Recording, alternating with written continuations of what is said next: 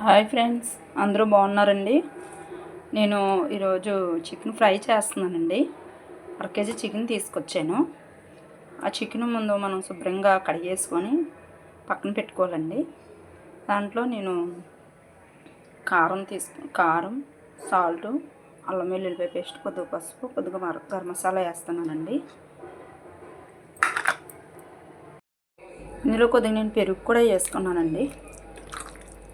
ఇలా కలిపేసుకొని మనం మొత్తం అన్నీని పెరుగు మొత్తం ఇందాక మీకు చూపించినట్టుగా కారం ఉప్పు అన్నీ కలిపేసుకొని మనం ఒక అరగంట నానబెట్టుకున్నట్టయితే మనకి ఫ్రై చాలా బాగా వస్తుందండి.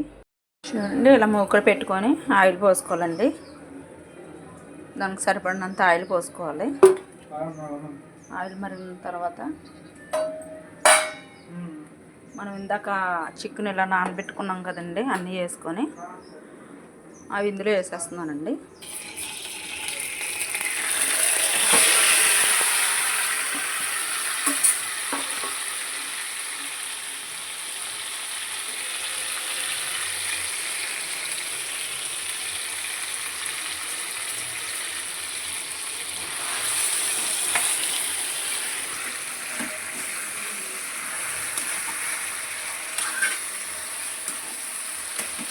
ఇలా ఫ్రై చేసుకోవాలండి.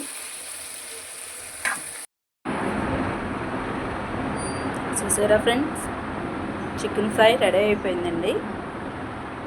మీకు నచ్చితే సబ్స్క్రైబ్ చేయండి, షేర్ చేయండి, లైక్ చేయండి.